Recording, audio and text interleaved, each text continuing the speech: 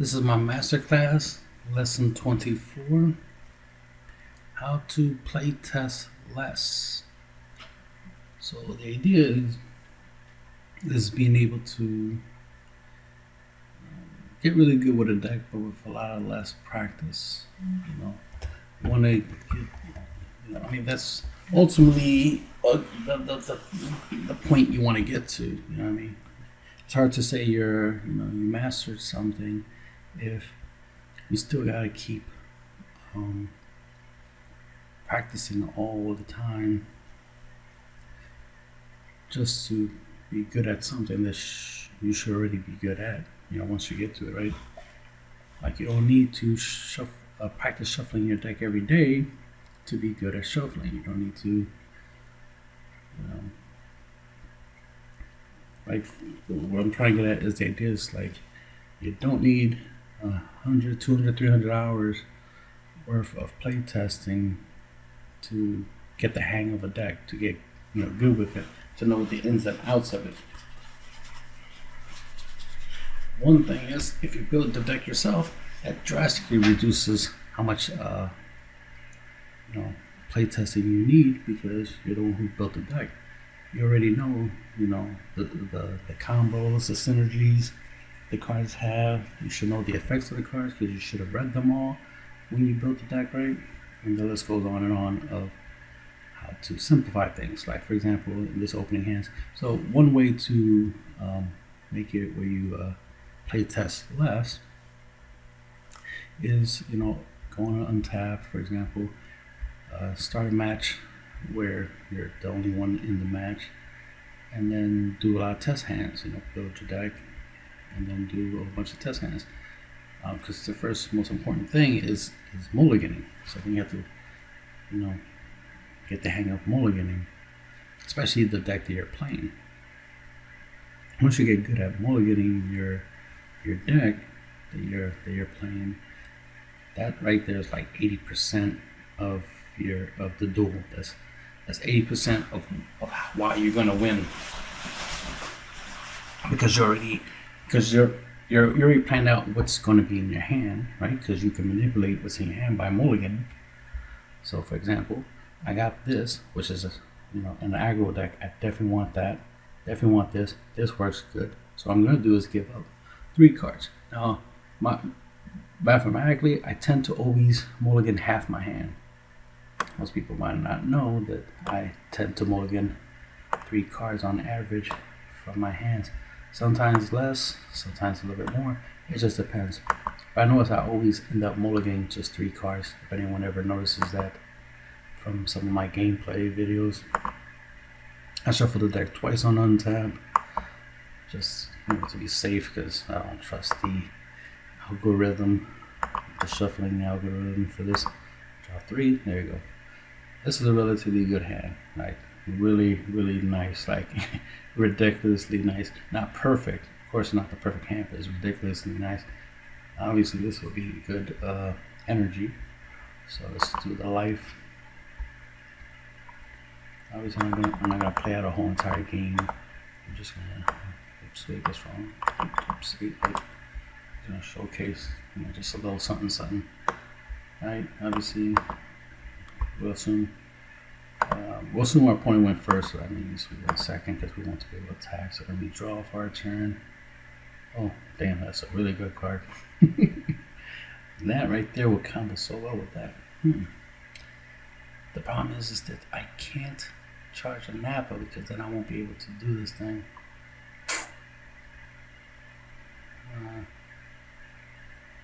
Napas are so nice. Alright, personally, I would like to keep that card, but I will play it. So, right off the bat, we want to play this bad boy. I want to take advantage of attacking with it, of course, right? Give it a marker. You want to be able to attack with it, get some damage in there. Then do this minus ability. Go grab your cards, your skilluses, and since I mulligan them back in the deck, they're guaranteed to be there, right? Or at least I increase my chances of them being there.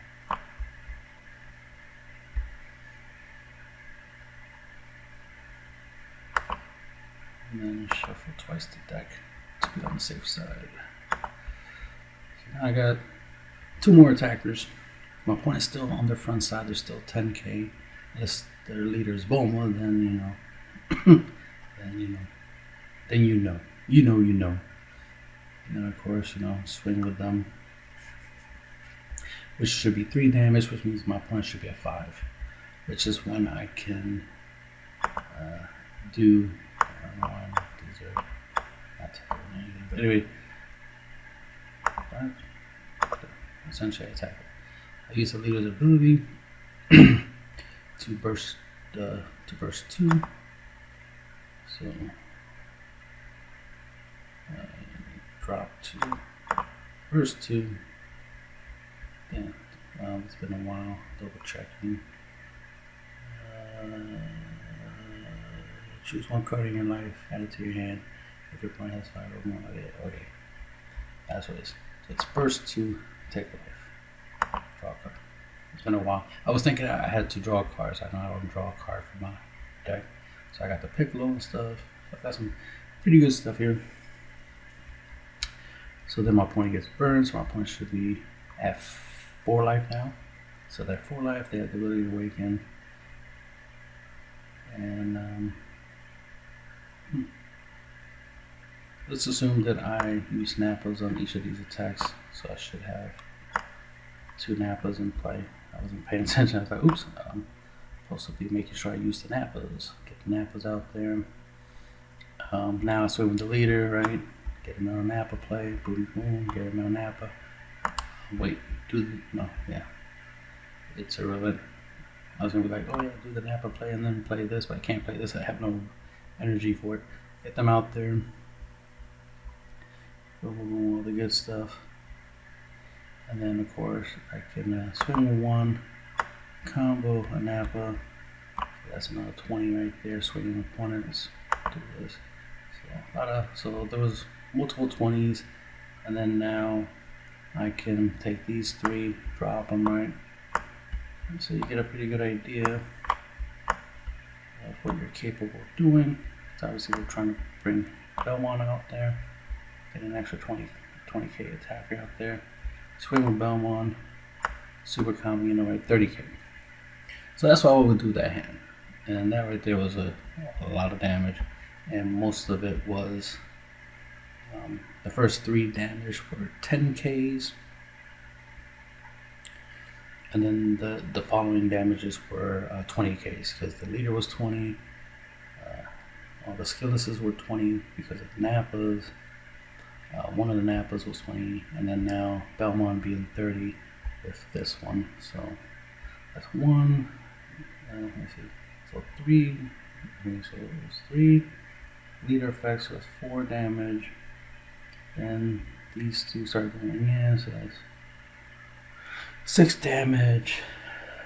Then the Nappa play 7 damage, and now the Belmont play 8 damage. Right? So there you go. Double check in. Right, I went 3 with the leader effect to bring down to 4. Right. Then I swung with the leader. So that's 5. Then the 2 skills, 7. Plus the Nappa is 8. Then the Belmont 30k is 9. Okay, 9. So that was 9 hit combo. I'm like, no. The leader technically counts as double strike because it burns, and then when I swing with the leader, that's an extra damage. So 9 damage. So I have a 9 hit combo right there. Turn 1, 9 hits. And this is my 13 hit combo. Well, a certain version of the 13 hit combo deck. Obviously, this is the Piccolo Alliance build. But right there, 9 potential damage on turn 1. And still got, 2 cards in hands to play. And I definitely could do an arrival play, right?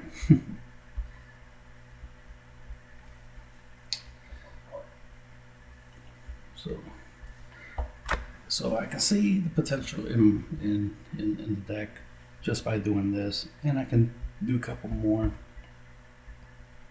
Just the reset feature.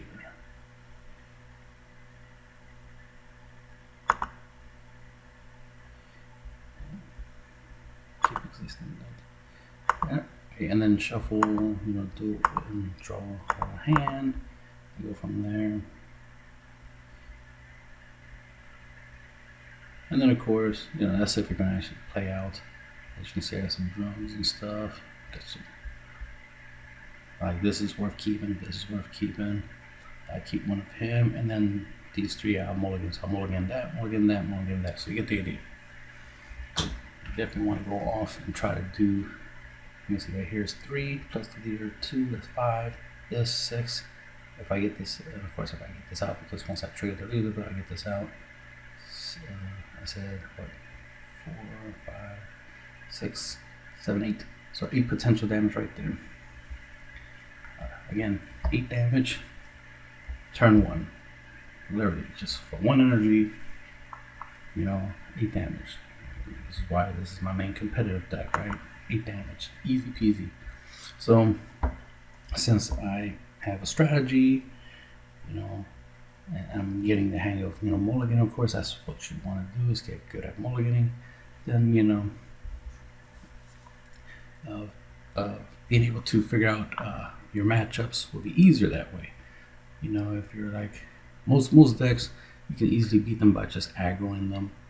Dark Broly, Red Broly, the list goes on. Especially if the leader requires your opponent to have. Let me move to this section. If your leader, if your opponent's leader requires the effect of take life to play stuff, like I'll use Micro Frieza. So Micro Frieza, it takes a life in order to play an extra card for free, right? Well, you'll take advantage of that, because your goal is to always, when you're playing, is to reduce your opponent's life points to 0. So playing stuff like Champa, for example, this makes it easy for you to do a lot of damage real quick, and and speed is very useful when you're playing against any deck and matchup. Because some people they want to play test against certain decks because they want to increase their chances of beating their decks, and I understand that. You want the experience, but if you focus more on winning the game, faster than your opponent can play the game. If you, as you can see, I have the ability to do 8 damage on turn 1. That right there can beat any deck. That just the strategy alone can beat any deck. It don't matter what fancy turn 3, turn 2, turn 4, turn 5, strategy that the deck has. Doesn't matter if the deck has a really interesting strategy of mechanisms or whatever, or keyword skills or whatever. None of that matters if you beat your opponent before they can play the deck. So I focus more on my opponent's life more so than what the deck can do, and that's what's been giving me the advantage when I play. That's why when I be hearing people complaining about certain decks being too strong, it's like, this is the best deck in the format. And I'm like, oh, I remember playing against that deck. Doesn't feel like that. Like that's the best deck in the format, because it didn't feel like it was anything at all. The deck might have 1 or 2 good things going for it, but other than that, it's trash. Like for example, most decks that I see that are green or yellow are essentially Cell Zeno decks. I respect Cell Zeno. Cell Zeno is awesome. He is strong. He is good. But doesn't mean the deck is good that uses him. The deck is basic or subpar, but he makes a difference, right? He makes up for the lack of the deck's own ability to quickly win around turn 3 or 4, because for Cell Zeno to truly go off, you need 5 energy, which means you're more likely going to be on turn 5 by the time you even try to pull him off. Could you play him sooner? Of course, but to truly get the most out of him, turn 5 will be the best time to play him. But if you're solely relying on him to win, then your deck wasn't built right in the first place. It was built to win faster than Selzeno. But Tuesday on, the point I'm trying to make there is that it's like a lot of decks that I see that do have Selzeno, for example, and Charismatic Villain, for example, as well. The decks are alright. Like, these are the best cards in those types of decks, right? Like, these are the best cards. Like, these are really good. They don't require that much skill. You just gotta set it up and just use them. Right? You don't need a 500 IQ to use a Freeze's Charismatic Villain or to use a Selzeno. I'm not saying that Champa is Einstein level play, but it is a really good play, right? To be able to turn your leader, a unison, a battle card, even a token, a blocker, you know what I mean?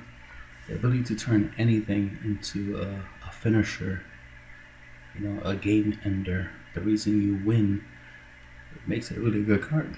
That should be common sense, but for some people it's not. That's why it surprises me when people thought that me having Champas and ECP kind in my decks were too much, and it's like, no, too much. It's perfect, right? Not too much. That's 8 chances of me, being able to surprise my opponent, finish them off with anything. Like, anything could be my finisher. I can have a leader, a unison, and a battle card. And let's say I attack with the leader, my opponent negates it. Okay, I attack with the unison, my opponent negates it. Alright, attack with the battle card.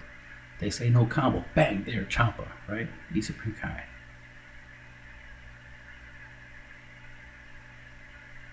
And my opponent probably said no combo, either because they ran out of negates or they just felt that, they didn't need to negate the attack.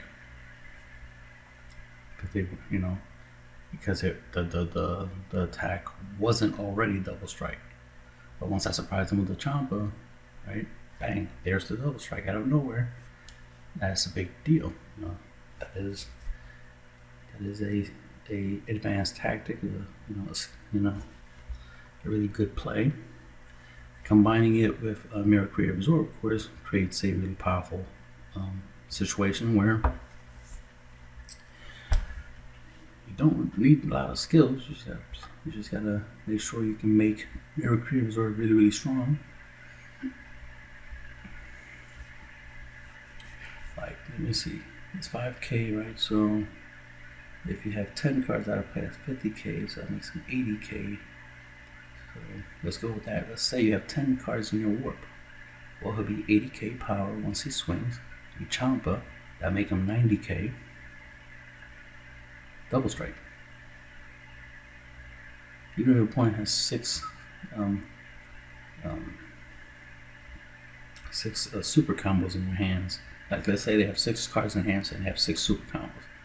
Hypothetically, right? Still won't be enough to stop this attack, because this is 90K combo power. The best they can do with 6, not necessarily super arrow, 6 10Ks in their hands is just give 60 combo power to their leader, making the leader 75K, which is way lower than 90K. So that type of simple, straightforward strategy makes it really easy to win, especially if you're already good at dealing 6 damage. This 2-card combo right here is the quickest, bestest way to finish out the game. There are some other halfway decent effects you can use to win the game, but this is generic. You can put it in any deck. Then we got Android 17 turning the tide. If you're playing blue, really good card to use. Get your opponent down to 2 life. Play this. Now your opponent loses their whole hand, so do you, right? Then you swing at their leader. Since he has crit, they'll take the damage and not gain anything out of it. which means once you swing with the leader, they don't have anything in their hands to use to out combo this. So you have a higher chance of just beating them out just by playing this in the leader swipe, right? And stuff like this makes it very simple when it comes to playing the game. It's like you don't need to test so much to do something this simple. You know, I mean, normally when you play test, you're play testing more for yourself than it is for the deck.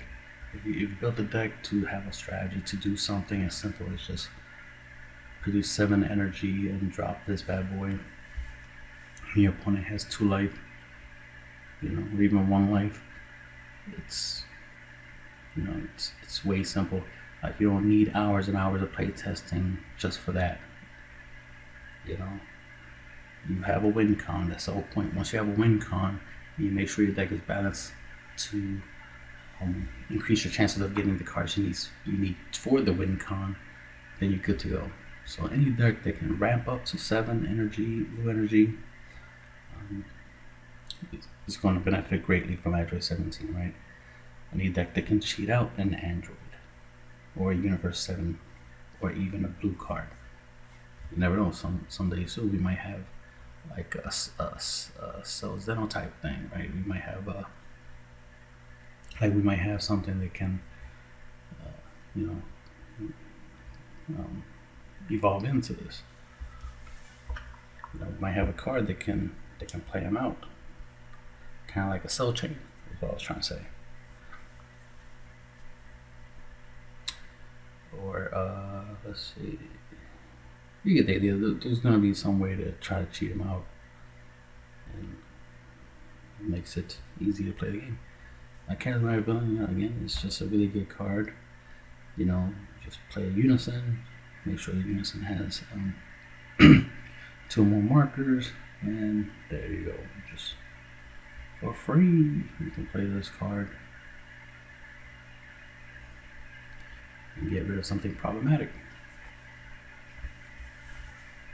So if your opponent plays something good like a finisher, you know, let's say somebody overwhelms and drops this, and they're planning to win with this, then bang, Charismatic Villain, easy. You don't need to play test a lot to, you know that this is good and this is simple to use.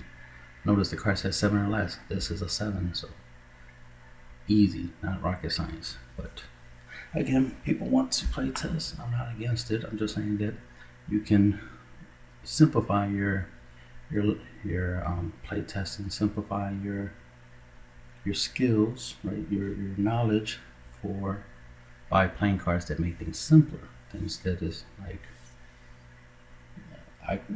we call them staples in most of the card games. In this game, you know, there are staples. There are cards that I use a lot. Every time I have a yellow leader, I pretty much play Grade 8 Bardics, Raiders Warcry. It's too good. You know, it's 20k double strike for 2 energy, just combo bang, play it, draw a card, so it replaces itself, and then it rests one of your opponent's battle cards. So you can use it defensively, you know, or offensively. You can use it to tap down a blocker, so that way you can swing with it and double strike your opponent. There's times, not too long ago, there was a video, a gameplay of me using 3 Bardics in a Raiders Warcry in a single turn. It gave me a lot of advantage because I would play one, swing with the leader, then when I swing with the first Bardic, that summon, you know, that play itself to the field, I swung with it and then combo the second copy into it, make it a 30k double strike, and then the second one hits the field. Then attack with that one, combo with the third one, making that one, the second one, a 30k double strike, and then the third one hits the field. And since I'm drawing every time, I'm getting 3 cards just for those 3 Bardics hitting the field.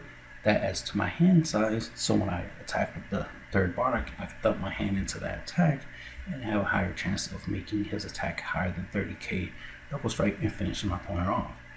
So you see, just by putting 4 barks in a deck that's a yellow leader, that already drastically reduces your play testing, right?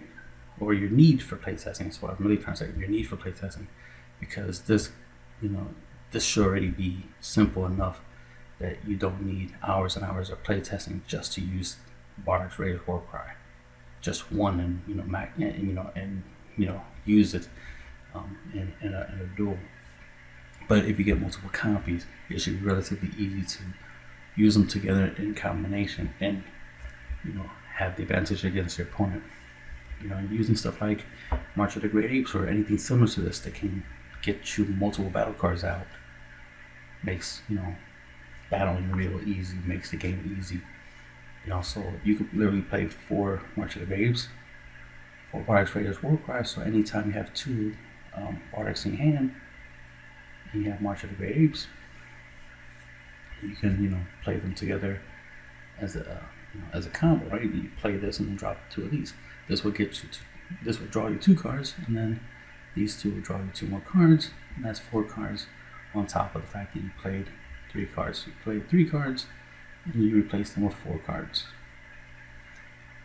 right? You might think, well, 4 energy is more than enough to play the 2 Raiders Warcry, but you're only going to draw 2 cards, right? They're only going to replace the fact that you play the 2 Bardics.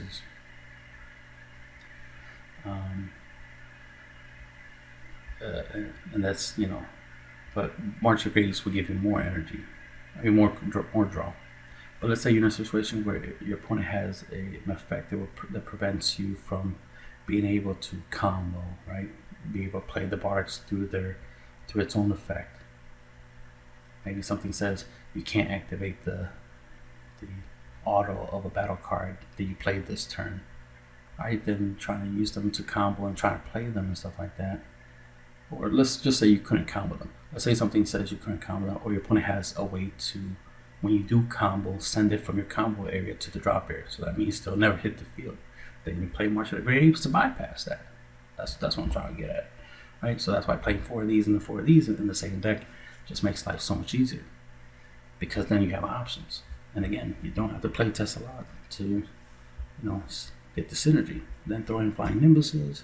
So pretty much just throw these into any yellow deck, and that deck will work fine. Obviously, if you have 3 Raiders Warcry in the field, right? They're both 4 stars. 4 costs. 3 of them in play. Bang, that's 12. Sells out.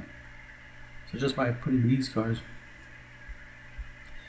in the same yellow deck with a yellow leader and throw in some other yellow good stuff, you're good to go. You can play it even with very little play testing and still, put out damage, put out numbers, be able to perform as if you did play test a lot. Because these things are simple to use and they give you advantage. I have these cards right here, Violent Rays, the Red Potential, Unleashed, and Flying Nimbus. Because of course, if you put these in any decks, that drastically reduces your need to play test a lot, because these cards can essentially give you an extra turn. And an extra turn means an extra battle phase, right? So if you already play stuff and attack your opponent and dealt them 4 or more damage, so now they have less than half their life, and you use these cards to buy yourself an extra turn and swing again and do another 4 damage. That right there is 8 damage. You'll win. Not rocket science. So obviously these types of cards are really, really good. And there's other cards obviously that can help you earn an extra turn. Obviously, Hatchiyak, Baby Hatchiyak, he's the blue version of these, right? That's the way I look at it. You have him, bang, you get an extra turn and a 40k body on top of whatever else you got, and swing for game, right? And then we got, I just wanted to showcase some other honorable mentions. We got Apex. And obviously, we got some really good, ultimates. That makes these cards, definitely makes it easier to win the game. And by making it easier to win the game, it means less practice, less experience you need. Like, you know, you don't have to be the best player to use these cards, you know, because anyone can use these cards. But to be really good doesn't hurt. I'm not saying that being good is useless. There is use at being really good at the game, of course. But, you know, if you have access to these types of cards, it makes playing the games way easier. You don't need to playtest as much in order to do really well with a certain deck. That's why it'd be weird sometimes when I got build a deck that can do it. That can, you know, let's say I build a deck that can play Selzeno. Not only can play it, but also can search it. Let's say create a deck that has the ability to get you Selzeno to your hand and play him on like turn 2 or 3 or something like that. Turn 2, if I'm right, yeah, like turn 2 or something. Turn 2,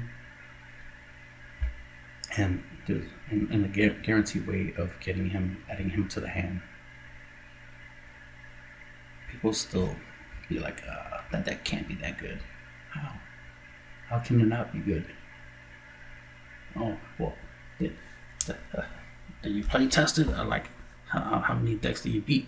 You know, with that deck is like, not many. Sometimes not even a single deck at all, because I haven't used the deck yet. But if I did, it's going to do what I built it to do, and it's going to win. Especially if I'm dropping ourselves in on turn 2 consistently. If the deck is designed to do it, it's going to do it. Let's say I play against a deck and I drop Selzeno on turn 2. Right? So the deck clearly is doing what I designed it to do. But then somebody charismatic villains. Alright? You got that. Good for you. You had it. This didn't require a lot of play testing and practice for this to work and be effective in that situation. Just like if I built my deck to play this on turn 2, then again, it doesn't require a lot of skill, it doesn't require a lot of play testing just to get this out. It just requires a specific build that can do it. And if you built the deck to do it, then shuffle, mulligan, and make sure you get the cards you need and pull off the strategy, right? So which makes it easy to do this. Once you have a deck that can easily play him on turn 2, well, not surprising, your opponent can drop this just as easy. And again, hours, years of playtesting, right? It's not going to change that. I can playtest the shit out of a deck that can do a turn 2 Selzeno, and still I could lose to a charismatic villain, as an example, right?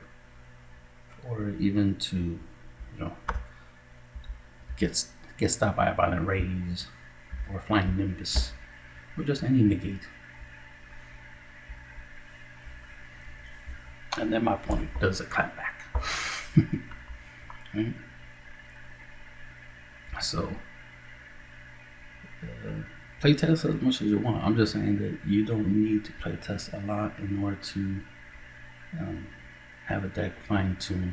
Doing test hands is more than enough for you to get the hang of playing a deck. Because remember, again, it's more about your experience with a deck.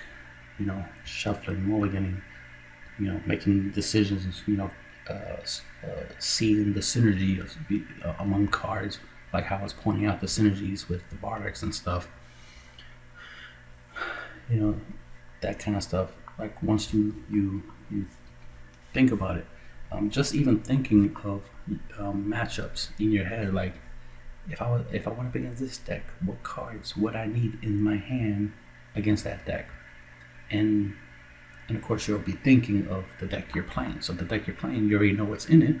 So once you know what's in your deck, of course, when you go up against a certain matchup, you're like, I'm going up against a deck and it drops a lot of 20Ks and tries to kill me one turn. Okay, violent raise will be useful. So make sure when I go up against that deck, I'm mulligan and make sure violent raise is in my hand. Again, it doesn't take a whole lot of play testing just for something like that. just understanding. You can literally watch a whole bunch of videos of deck profiles, right?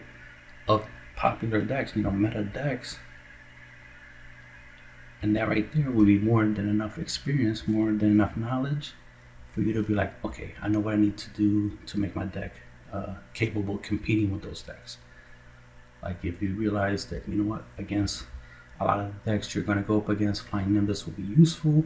If you're playing like a deck that has yellow energy, then throw in Flying Nimbus, and there you go. Automatically, you know, cut your play testing, you know, in half, more than that. You cut it down to like 1% unnecessary, 1%, because you didn't need to play test the remaining 99%, right? Because you figured out that, okay, my deck might struggle against, you know, these going wide decks, so I might want to put something in the deck that's good against that, and there you go. Don't need to do much anything else. I mean, if you want to play test, that's on you, but it's usually not necessary, because something as simple as playing Flying Nimbus in your deck is more than enough for your deck to compete with another deck. You know, there's times, like, let's say you're playing MicroRecords, right? And for some reason, hypothetically, nobody's playing Flying Nimbus in their MicroRecords builds, and you just so happen to have a MicroRecords build, right? And most of the people that you're going up against, they already played against MicroRecords, so they have some experience against it, right? But you did put Flying Nimbus in your build, and then now you got the advantage. And again, you didn't really have to play test to see if Flying Nimbus was good or not, because one, it's an obviously good card, but you realized that it would be beneficial for you to have access to it, especially if you saw a lot of builds out there, or maybe some playtesting footage. Like I said, playtesting, some gameplays. Like you saw some gameplays of other people playing, like MicroRecords, for example, and saw that, you know, against certain decks they struggled to you know, to survive a couple turns, and then you realize, well, if only that person could survive one more turn, they would have won. Okay, Flying Nimbus would be a solution to that problem, and you know, you go from there. So certain staples, certain cards, you know, I've always said it many times before, like, I don't need to playtest Champa, because one doesn't require a lot of, you know, doesn't require rocket science to play Champa. But I've used it for, you know, for so many years. You know, it's a set 1 card, and we're currently going on to set 13. So I have more than enough experience, more than enough play testing in the past with Champa that I don't need to play test them. All I have to do is decide, do I want to use them or not, and that's it. That's simple. Do I want to use them? Yeah, throw them in the deck. That's it. Don't need to play test them. Right. Same thing as like Flying Nimbus or Raiders War Cry. You know, if I play green with Unison, Charismatic Villain, I mean, I don't need to play test these cards to know they're good. You know, Cell Zeno, I already know they're good. So these are the kind of cards that I could just throw in any deck. You know, definitely Baby Hatchet. Throw him in any blue deck. We know he's good, and I don't need to play test him. And I'll end it at that. That's the end of it.